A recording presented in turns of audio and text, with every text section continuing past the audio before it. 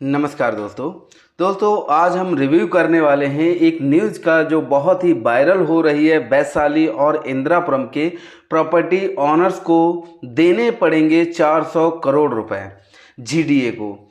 इस खबर ने सभी प्रॉपर्टी ओनर्स की नींद उड़ा दी है कि आखिर ये नई समस्या क्या है और ये अचानक से उनके सर पर गिर पड़ी है आकर के।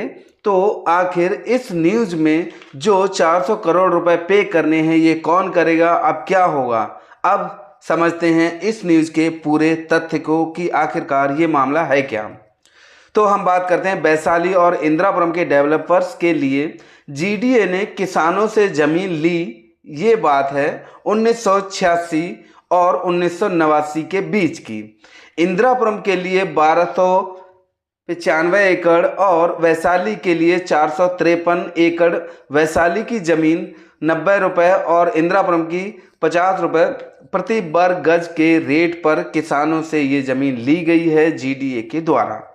किसानों ने 1991 में उच्च मुआवजे की मांग की और ये अदालत में 2001 में अदालत ने किसानों के पक्ष में फैसला सुनाया और मुआवजे की दर 160 रुपये प्रति वर्ग गज कर दी गई, जो कि जिला न्यायालय में इन्होंने केस किया था। अदालत के इस फैसले को जीडीए ने उच्च न्यायालय इलाहाबाद में ले गई, वहाँ इनको एक पिटीशन दायर की और उच्च न्यायालय ने 2017 में ये मुआवजा 297 रुपये प्रति वर्ग गज कर दिया। अब 12 जुलाई 2023 को हाई कोर्ट रिव्यू पिटीशन पर सुनवाई करेगा। अब अगर ये फैसला हाई कोर्ट का बरकरार रहता है तो क्या होगा। बढ़े हुए मुआवजे की रकम का अनुमान जीडीए के तहसीलदार मिस्टर दुर्गेश सिंह के अकॉर्डिंग 1000 से 1200 करोड़ रुपए है। अब इस राशि को कौन पे करेगा, जीडीए, डेवलपर या बिल्डर या फिर प्रॉपर्टी के मालिक।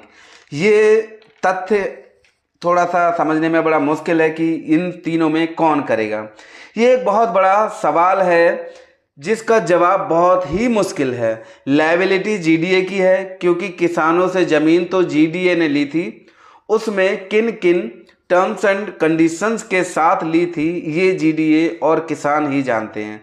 परंतु जीडीए के पास ऐसे कोई तथ्य नहीं है जिनसे वो इस क्लेम से बच पाए। अगर ऐसा होता तो शायद कोर्ट में ये केस जीत जाते, जो कि नहीं जीत पाए, ये हार गए।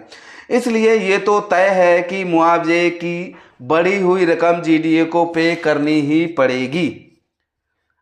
अब इस बढ़ी हुई राशि को जीडीए कहां से वसूल करेगा, क्योंकि जीडीए अपनी जेब से तो देगा नहीं, अब जीडीए को देना पड़ेगा, तो वो कहां से लाएगा, ये भी एक सवाल है। तो इसके लिए जीडीए ने अपने अलॉटमेंट में ये टर्म्स लिख कर दी है कि यदि भविष्य में इस तरह की कोई डिमांड आती है तो बिल्डर और डेवलपर्स को वो राशि पे करनी पड़ेगी। ऐसी स्थिति में डेवलपर का दायित्व बन जाता है उच्च मुआवजा देने का। परंतु ऐसी स्थिति में वो पुराने बिल्डर अस्तित्व में हैं कि नहीं, कि वो बिल्डर ही खत्म हो गए, वो है ही नहीं आज की डेट में, ना वो काम कर रहे हैं ना उनकी कंपनी रही, वो जीवित हैं या नहीं ये भी एक सवाल है, वो कंपनी चल रही है कि नहीं ये भी एक सवाल है। ये भी मायने रखता है। अगर कोई बिल्डर अब जीवित नहीं है, जीवित है परंतु वो ये काम बंद कर चुका है, अपनी कंपनी बंद कर दिया, ऐसी स्थिति में जीडीए ये अतिरिक्त मुआवजे की रकम इनसे कैसे वसूल कर पाएगा। और जीडीए के पास बिल्डर से जबरन वसूली का कोई रास्ता है या नहीं। जीडीए भी इन बिल्डर्स पर कोर्ट में केस कर देगा कि जब मुझे बिल्डर से मिलेगा तब मैं पे करूंगा। बिल्डर को जब ये डिमांड जाएगी तो बिल्डर खुद कोर्ट का दरवाज़ा खटखटाएंगे और कोर्ट में केस कर देंगे जाकर के जीडीए के अगेंस्ट कि हम तो जीडीए को पे कर चुके हैं, अब हम नहीं करेंगे। अब आता है जीडीए का दूसरा स्टेप, जिसमें जीडीए प्लॉट मालिक या फ्लैट मालिक से सीधे डिमांड रख दें। ये जीडीए के लिए बहुत ही इजी टू रिसीव अमाउंट वाली स्कीम होगी। एक तरह से एंड यूजर तो प्रॉपर्टी यूज कर रहा है तो उससे ये पैसे लेना बहुत आसान है। तो जो डर है प्रॉपर्टी ऑनर्स को वो बिल्कुल वाजिब है कि एंड ऑफ द डे गाज उन पर ही गिरनी है। जीडीए के अकॉर्डिंग 100 गज के प्लॉट पर लगभग 5 लाख की लायबिलिटी आएगी, या यूं कहें कि 100 गज के फ्लैट पर या प्लॉट पर जो भी हो जिसका मेजरमेंट लगभग 100 गज होगा, उस प्रॉपर्टी ऑनर की लायबिलिटी जो है वो 5 लाख रुपए के आसपास आएगी। इसमें 19-20 हो सकता है कि 5 लाख की जगह 5 लाख 10 हो जाए, 4 लाख रुपए 4,90,000 रुपये हो जाए। अब हम बात करते हैं AOA अपार्टमेंट ऑनर्स एसोसिएशन के संरक्षक मिस्टर आलोक कुमार जी का कहना है वैशाली और इंदिरापुरम पूरा फ्री होल्ड कंसेप्ट पर आधारित है, तो प्रॉपर्टी ऑनर से कोई डिमांड का कोई मतलब ही नहीं बनता है। हमारी कोई जिम्मेदारी नहीं बनती है। जीडीए और डेवलपर के बीच में जो सहमति थी उसके जिम्मेदार वो दोनों ही होंगे, कोई तीसरा पक्ष उसका जिम्मेदार नहीं हो सकता है। वो क्यों होगा भाई? तीसरी पार्टी भी अगर उस टर्म्स ऑफ कंडीशन में इन्वॉल्व होती तो वो हो सकते थे, नहीं तो नहीं।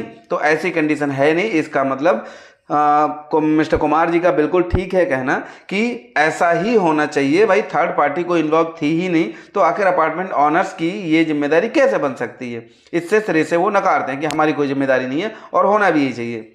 अब इसका एक और पक्ष है जो कोई भी डिस्कस नहीं कर रहा है। वो पक्ष ये है कि अगर बिल्डर ने अपने बिल्डर बायर या अलॉटमेंट लेटर में भी ये टर्म्स लिख कर दी है कि अगर फ्यूचर में कोई डिमांड किसी अथॉरिटी की तरफ से आती है रजिस्ट्री कराने के बाद, तो उसकी जिम्मेदारी प्रॉपर्टी ऑनर की होगी, बिल्डर की कोई जिम्मेदारी नहीं होगी। इस टर्म को फिर से सुन लीजिए कि बिल्डर ने अगर ये अपने अलॉटमेंट लेटर में या बिल्डर बायर एग्रीमेंट में लिख के दिया है कि अगर फ्यूचर में कोई डिमांड किसी भी अथॉरिटी की तरफ से आती है और रजिस्ट्री आपके फ्लैट की हो चुकी है, तो जिम्मेदारी प्रॉपर्टी ऑनर्स की होगी, उस डिमांड की बिल्डर की कोई जिम्मेदारी नहीं होगी। अगर बिल्डर ने ये कंडीशन डाल दी है तो बढ़े हुए मुआवजे की जिम्मेदारी प्रॉपर्टी ऑनर्स की होगी। ये 101% श्योर हो जाता है। अब बात करते हैं कि जो ज़मीन जीडीए ने किसानों से एक्वायर की और वो ज़मीन फिर अलॉट की गई, चाहे बिल्डर्स को, चाहे वो प्लॉट के रूप में छोटे छोटे 100-200 500 गज के जो प्लॉट अलॉट किए गए हैं उनके रूप में किसी को दिए गए बिल्डर जीडीए के द्वारा, तो जीडीए पैसे वसूल करे उनके लिए, तो जीडीए पैसे वसूल करेगी ही करेगी, चाहे कैसे करे। लेकिन जो ज़मीन किसानों से डायरेक्ट किसी डेवलपर ने खरीदी और जीडीए से अप्रूव्ड कराई, चाहे प्लॉट के रूप में या ग्रुप हाउसिंग के रूप में, वहाँ पर ये रूल लागू नहीं होता है। ये भी बहुत ही ध्यान से सुनने वाली बात है कि अगर किसी डेवलपर ने डायरेक्ट किसानों से ज़मीन ली तो उस पर उसने ग्रुप हाउसिंग बनाया या फिर प्लॉट जीडीए से अप्रूव्ड करा के भेज दिए, उस कंडीशन में उन प्रॉपर्टी ऑनर्स की या बिल्डर्स की कोई जिम्मेदारी नहीं है, क्योंकि केस जीडीए पर है ना कि किसी डेवलपर पे।